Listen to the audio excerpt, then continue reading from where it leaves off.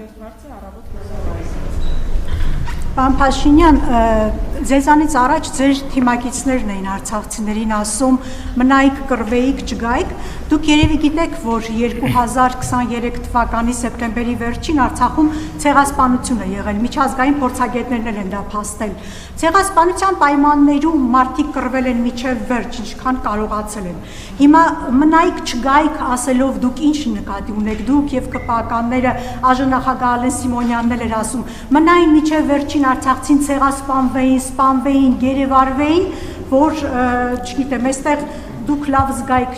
ինչ է ձեր ասածը, այս հարցի պատասխանն ենք ուզում ստանալ, եւ մեկ հարց էլ միշտ դուք սպառնում եք, որ պատերազմ կլինի, ձեր ընդդիմախոսներն էլ ասում են, գիտեք ինչ կա, դուք եք վերել պատերազմը, ձեր օրոքը եղել, օրինակ երեք Արման Թաթոյանն ասում էր պատերազմի կուսակցությունը դուք եք, ասում են ինչի պաշտպանությունը, ինչու եք ձախողել պատերազմից հետո, որ այսօր էլ ասում եք, որ ամեն մեկը կարող է մեզ սպառնալ պատերազմով եւ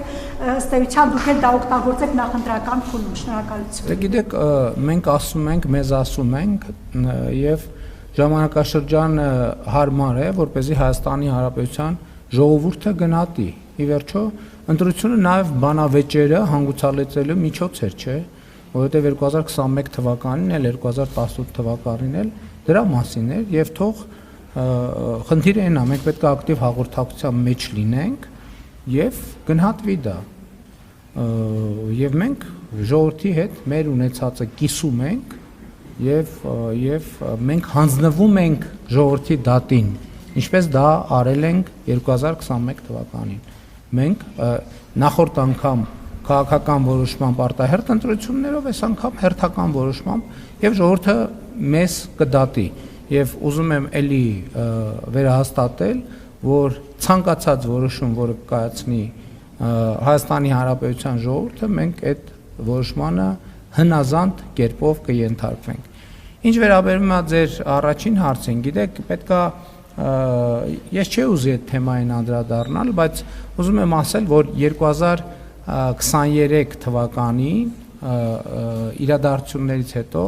Հայաստանի Հանրապետության Անվտանգության խորհրդում նիստ է եղել, որտեղ վերլուծվել են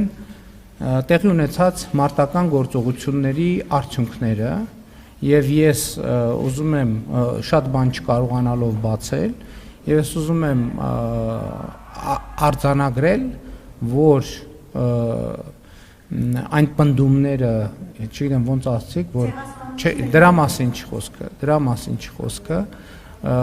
կռվելու եւ այլնի մասին պնդումները մեղմ ասած չեն համապատասխանում իրականությանը, որովհետեւ մեր հետախուզության եւ ոչ միայն հետախուզության ունեցած տվյալներով արկա զենք զինամթերքի ես տոկոսներ ասեմ, կարող եմ տոկոսային ճշգրտությամբ գնահատվել, բայց առյուծի բաժինը դա կարող է լինել 80%, դա կարող է լինել 90%, մնացել են ձեռք չտված, սենց ասել։ Դրանից առաջ մենք հնարավորություն էինք ստեղծել, որպեսզի տեղի ունենա քաղաքական գործընթաց եւ Ղարաբաղի իշխող շրջանակի որոշ ներկայացուցիչներ ոչ միայն խոչընդոտեցին, այլև իրականացրեցին իշխանափոխություն Ղարաբաղում եւ Հայաստանի ազգային ժողովում շնորհավորում էին իրար եւ այդ շնորհավորանքներից հետո ընդամենը մի շաբաթ հետո տեղի ունեցավ այն իրադարձությունները, որ տեղի ունեցան։ Եթե հիմա 10 օր առաջ ասեինք, որ տեղի են ունենալու սուր իրադարձություններ, այս ամենը չնայած ասել ենք, ենթադրում եմ ազգային ժողովում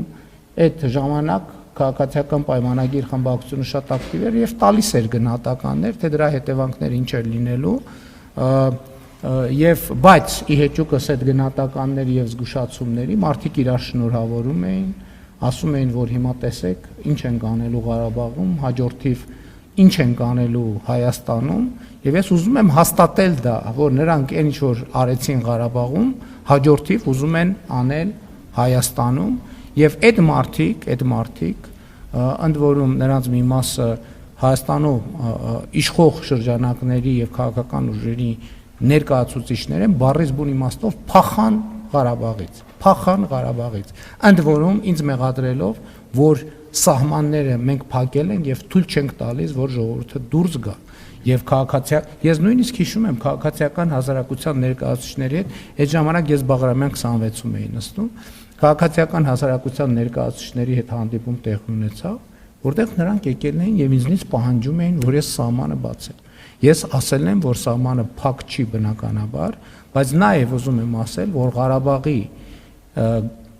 ներկայացուցիչներին ես այս ժամանակ զգուշացրել եմ, ասել եմ, եթե դուրս եկաք, իմացեք, այլևս վերադարձի հնարավորություն չի լինելու։ Եվ ինչ վերաբերվում է ձեր գնահատականներին, գիտեք ինչ, մենք բավարար է արդեն մեր ժողովրդին սնենք նոր ցեղասպանությունների մասին տվյալներով։ Եվ ընդհանրապես այդ ցեղասպանությունների մրցավազքը պետք է դադարեցնել։ Ասենք, երբ որ մեր տարածաշրջանում բոլորը բոլորին մեղադրում են ցեղասպանությունների մեջ։ Եվ ելի եմ ասում, ցեղասպանությունների մասին խոսույթով մենք ստանում ենք կամ դժվար է ասել,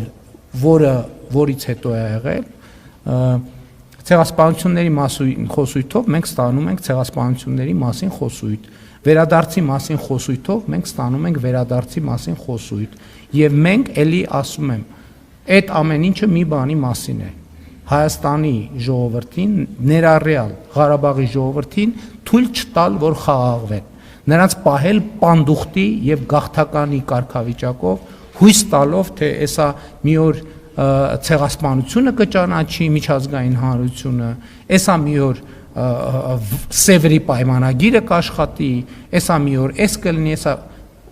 ես մեր քաղաքականությունը եւ ռազմավարությունը հետեւյալն է։ Մենք պետք է խաղաղվենք։ Հայաստանի ինչպես ժամանակին Չարենցն է ասել, կա Հայաստանի Հանրապետություն եւ ուրիշ ոչինչ։ Ուրեմն կենտրոնանում ենք Հայաստանի եւ տնավորվում ենք Հայաստանի Հանրապետությունում։ Իսկ այդ միֆերը կռվել են միջև վերջ եւ այլն եւ այլն։ Իմիջայլոց կարիքը լինի այդ տվյալները կգաղտնա։ Իմիջայլոց անհրաժեշտությունը լինի, ես համոզված եմ, այս խմորը ջուր կտանի, կթողենք, որ լավ տանի, որ Լեռնային Ղարաբաղի բանակցային գործընթացի փաստաթղթերի նման ճիշտ պահի ես կորոշեմ, երբ որոշում կայացնեմ, այդ ամեն ինչը հրապարակեմ։ Սուտ է, չի եղել տենց բան։ Չի եղել տենց բան։ Փախել են, ճողոպրել են։ Շնորհակալություն։ Հարգելի գործընկերներ, նախորդ անգամ շուրջ 1 տասնյակ գործընկերներ, այդ թվում դուք, հարգելի Ռոզա, իրավունք ունեցաք հարց հնչեցնելու ժամանակի սղության պատճառով։ Ասորիսը տևելու է 1 ժամ, այնպես որ երբ որ ձեր հարցը հնչում է, որևէ մեկը չի միջամտում։ Խնդրում եմ դուք էլ եկեք։ Շնորհակալ եմ։ Ընդ որում փախել ճողոպրել են, այդ թվում։ Ընդ որում 44 օրյա պատերազմի ժամանակ էլ այն պլանի ներքո, որ այդ բանի այդ ճողոպրումը ներկայացվելու է որպես Հայաստանի կառավարության դավաճանություն եւ դրա բանի ծխածածկույթի ներքո Հայաստանի Հանրապետությունում իշխանապողություն են անելու։ Չկարողացան անել, գիտեք ինչ պատճառով։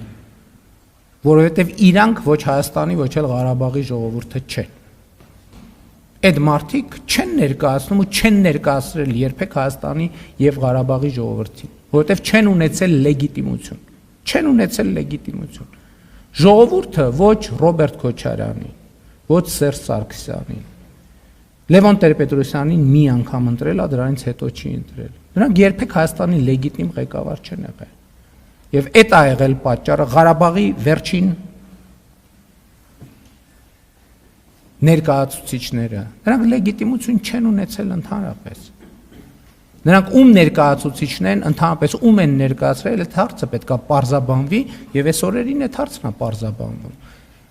Լևոն Տեր-Պետրոսյան, Սերժ Սարգսյան, Ռոբերտ Քոչարյան եւ նրանց քաղաքական ուժերը ներկայացնում են ում ասես, բացի Հայաստանի ժողովրդից։ Նրանք Հայաստանի ժողովրդի հետ կապ չեն ունեցել երբեք։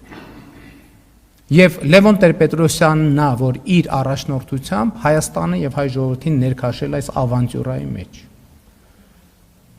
Հաջորդ հարցը ուզեմ Պարոն Փաշինյան, նախ ուզում եմ ճշտել այս պահին Հայաստանի